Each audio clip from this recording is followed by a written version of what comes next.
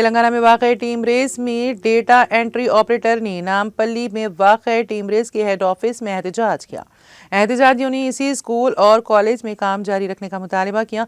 उन्होंने कहा कि उन्हें दरपेश मसाइल से मुश्किलात होने के अलावा ख़ानदान की किफ़ालत और मुलाजिमत की हिफाजत का मसला होगा।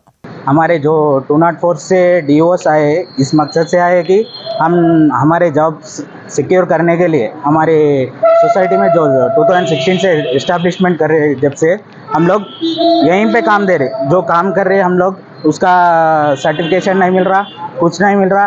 खाली एक मैसेज के ऊपर हम लोगों को डिसकंटिन्यू कर दिए हमारे सर्विसेज को। ना एक सर्कुलर है, इन लोगों के पास एक सर्कुलर है आउटसोर्सिंग स्टाफ को टर्मिनेशन करने के लिए। एक सर्कुलर क्या देना है, एक डिप्टी सेक्रेटरी, एक असिस्टेंट सेक्रेटरी, एक सेक्रेटरी, ऐसा रिक्रूट करने के लिए भी, टर्मिनेशन करने के लिए भी आउटसोर्स स्टाफ को इन लोगों को विद सर्कुलर निकालना बोल के उन लोग खुद सर्कुलर दिए, उन लोग खुद फॉलो नहीं कर रहे आज के दिन।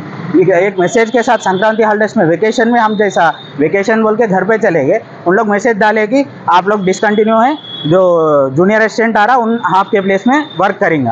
हाउ अस्सलाम वालेकुम। हम टेमरिस के ताल्लुक से आए, डीवोस है स्कूल के डाटा एंट्री ऑपरेटर्स। हमारे प्लेस पे जूनियर असिस्टेंट्स आ गए, टोटल 195 स्कूल अपॉइंट हो गए। वो लोग आते कि हम लोग को निकाल दिए।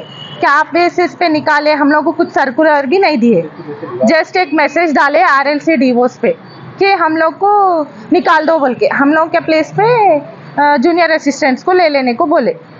अब फिर 2016 से जो उम्मीद लेके बैठे हुए हैं, इतने सारे डेटा एंट्री ऑपरेटर्स है, फिर अब ये लोग का रास्ता किधर है, कहाँ जाना क्या है, वो एक मैसेज पे निकाल देते। ये कहाँ की इंसाफ है, कैसा इंसाफ है? गवर्नमेंट का अपना ऐसा कैसा इंसाफ दे रहे हैं लोग? आउटसोर्सिंग है भाई, मान रहे हम भी आउटसोर्सिंग है, लेकिन एक मैसेज वही हम लोग को एक सर्कुलर दे दो ना। सर्कुलर देने में क्या है, हम हमारा